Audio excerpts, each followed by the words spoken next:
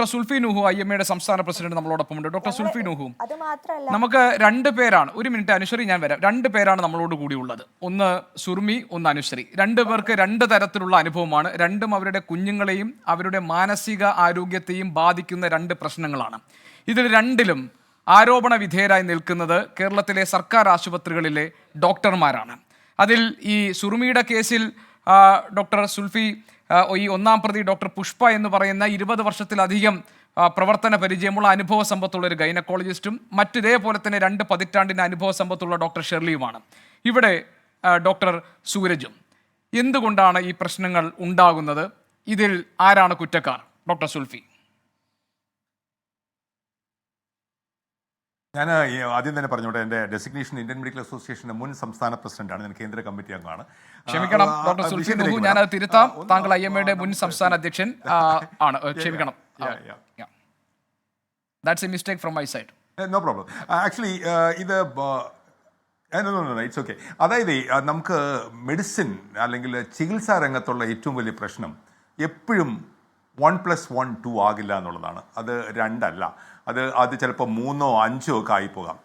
നമ്മളുടെ things which are beyond our control, ഞങ്ങളുടെ നിയന്ത്രണത്തിലല്ലാതെ സംഭവിച്ചു പോകുന്ന നിരവധി കാരണങ്ങൾ നമ്മുടെ ചികിത്സാ മേഖലയിൽ ഉണ്ട് എന്നുള്ളത് ഒരു വസ്തുതയാണ്. നമ്മൾ ജീവൻ രക്ഷിക്കാൻ ശ്രമിക്കുമ്പോൾ, അല്ലെങ്കിൽ നമ്മൾ ഒരു ചികിത്സ നൽകാൻ ശ്രമിക്കുമ്പോൾ, ഒരു വേദന കുറയ്ക്കാൻ ശ്രമിക്കുമ്പോൾ, ഞങ്ങൾ വിചാരിക്കുന്ന തരത്തിലേക്ക് എല്ലാം പോവുകയാണെന്നുണ്ടെങ്കിൽ, ഇപ്പം AIയുടെയൊക്കെ കാലത്ത് പിന്നെ നമുക്ക് മനുഷ്യനെ വേണ്ട, നമുക്ക് നേരെ അങ്ങ് ചികിത്സിക്കാൻ പറ്റുമെന്ന് തോന്നുമല്ലോ. പക്ഷെ അത് നിർഭാഗ്യവശാൽ ഇപ്പോൾ ആലപ്പുഴയിലെ അമ്മയുടെ വിഷമത്തിൽ ഞാൻ എല്ലാവരും എല്ലാ ഡോക്ടർമാരൊന്നും ആവണമെന്നില്ല, എല്ലാവർക്കും തോന്നുന്ന ഒരു സ്നേഹവും അല്ലെങ്കിൽ എന്താ പറയുക, ആ കാര്യത്തിലുണ്ടാകുന്ന വിഷമമൊക്കെ നമുക്ക് എല്ലാവർക്കും ഉണ്ട്.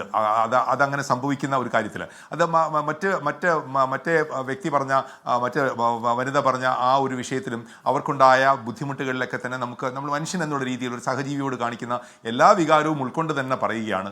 നമുക്ക് എപ്പോഴും 1+, ഞങ്ങൾ ദൈവങ്ങളൊന്നും അല്ല. ഞങ്ങളുടെ ഭാഗത്ത് അല്ലെങ്കിൽ എല്ലാം കൃത്യമായ ആക്യുറസിയോടുകൂടി 100% ആക്യുറസിയോടെ ചികിത്സിക്കുകയും അല്ലെങ്കിൽ ആ കാര്യങ്ങളിലേക്ക് എത്തിച്ചേരുകയും ചെയ്യുന്ന ഒരു ശാസ്ത്ര വിഭാഗം ഇതല്ല.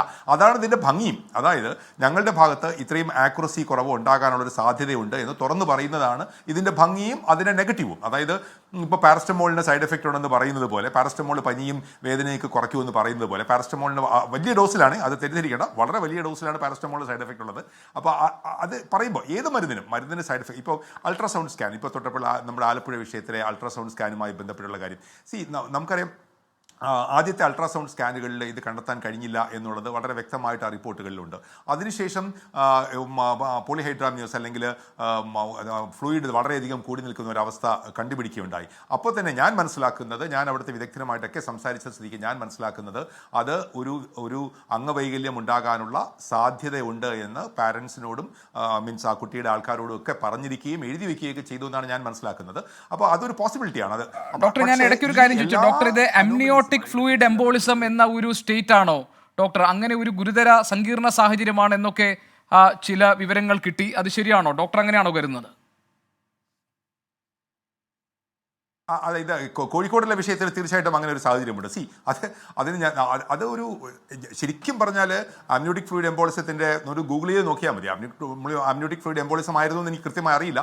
പക്ഷേ അമ്നിയോട്ടിക് ഫ്ലൂയിഡ് എംബോളിസം ആയിരുന്നു എങ്കിൽ ജീവൻ ലഭിച്ചത് സത്യം പറഞ്ഞാൽ അതൊരു വളരെ അപൂർവം സന്ദർഭങ്ങളിൽ മാത്രമാണ് രോഗിയുടെ ജീവൻ നമുക്ക് തിരിച്ചു പിടിക്കാൻ കഴിയുക. അതൊരു വലിയ ശാസ്ത്രത്തിൻ്റെ പുരോഗമനത്തിൻ്റെ ഭാഗമാണ്. നമുക്ക് ചിലപ്പോൾ ജീവൻ നഷ്ടപ്പെട്ടു പോകുമ്പോൾ ജീവൻ തിരിച്ചു പിടിക്കാൻ ആമ്നിയോട്ടിക് ഫ്ലൂയിഡ് എംബോളിസത്തിൽ കഴിഞ്ഞുവെങ്കിൽ അതൊരു വലിയൊരു കാര്യമാണ്. അത് പോസിറ്റീവായിട്ടാണ് കാണേണ്ടത്. അവിടെ ചർച്ചയ്ക്കിടയിൽ ആരോ പറയുന്നതായിട്ട് ആരോ പറഞ്ഞു, ഞങ്ങൾ തിരിച്ചു പിടിച്ച കുട്ടിയാണ്, ജീവൻ തിരിച്ചു പിടിച്ച കുട്ടി. സത്യാവസ്ഥ അതായിരിക്കണം, അത് തന്നെ ആയിരിക്കണം. ജീവൻ തിരിച്ചു പിടിക്കാൻ കഴിഞ്ഞു എന്നുള്ളതാണ്.